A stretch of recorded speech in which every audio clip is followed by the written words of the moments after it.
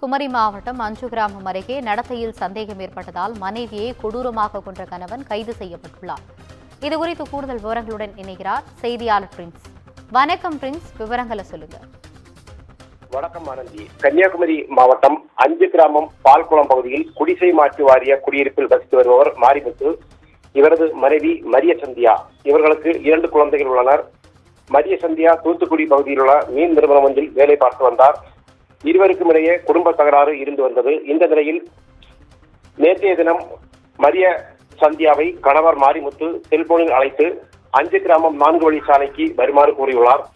கணவர் அழைத்ததை தொடர்ந்து அவர் அங்கு சென்றுள்ளார். பின்னர் இருவருக்கும் இடையே அங்கு வைத்தும் தகராறு ஏற்பட்டுள்ளது. இதையடுத்து வீட்டிற்கு சென்றுள்ளனர். வீட்டில் நேற்று இரவு டிவியை அதிக சத்தத்தில் வைத்துக் கொண்டு மனைவியிடம் அவர் தகராறில் ஈடுபட்டுள்ளார்.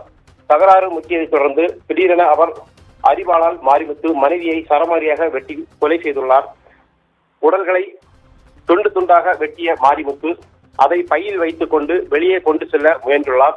அப்போது வீட்டின் அருகில் உள்ள நாய் இதை பார்த்து குறைத்துக் கொண்டிருந்ததை தொடர்ந்து அப்பகுதியில் உள்ள பொதுமக்களுக்கு சந்தேகம் ஏற்பட்டது. இதையடுத்து மாரிமுத்துவை பிடித்து விசாரணை நடத்திய பின் முன்னுக்கு பின் முரணாக கூறியதை தொடர்ந்து பையை திறந்து பார்த்தபோது அதில் மரிய சந்தியா உடல்கள் துண்டு துண்டாக வெட்டி வைக்கப்பட்டதை கண்டு அதிர்ச்சி அடைந்தனர். பின்னர் உடனடியாக அவரை பிடித்து வைத்துவிட்டு அஞ்சு கிராமம் காவல் நிலையத்திற்கு தகவல் கொடுத்தனர். சம்பவ இடத்திற்கு வந்த போலீசார் மாரிமுத்துவை கைது செய்தனர். இதையடுத்து காவல் நிலையத்திற்கு அழைத்து சென்று விசாரணை நடத்தி வருகின்றனர். இதனிடையே கொலை நடந்த வீட்டிற்கு இன்று போலீஸ் உயர் அதிகாரிகள் நேரடியாக சென்று விசாரணை மேற்கொண்டு வருகின்றனர். இந்த சம்பவம் அப்பகுதியில் பரபரப்பை ஏற்படுத்தியுள்ளது. விவரங்களுக்கு நன்றி பிரின்ஸ்.